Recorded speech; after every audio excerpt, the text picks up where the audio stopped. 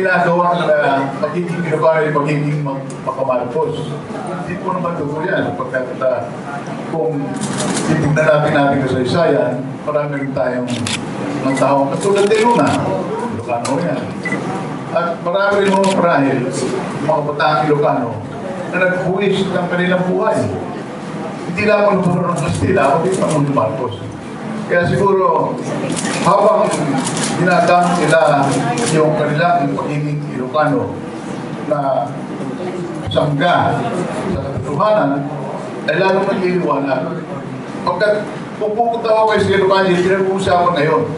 Noong panahon ng Marcos, wala akong usapan ganyan.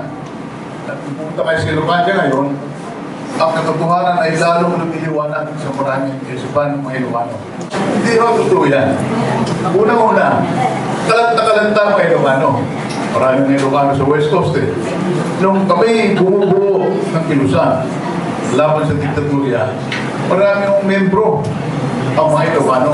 Maraming membro mga Ilocano at matatag sila sa pangampanya o pagputuli ng military aid ng mga Amerikano kay Marcos. Hindi totoong kung kay Ilocano, kay Pangulong Marcos. Marami akong mga Ilocanong nasaktan. Hindi ba Ilocano yung kapatid ko? Isa sa mga nasaktan, patay.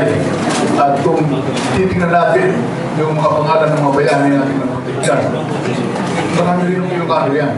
Kaya kung tayong maliniwala sa hulaan ng ang Ilocano ay Pangulong Marcos.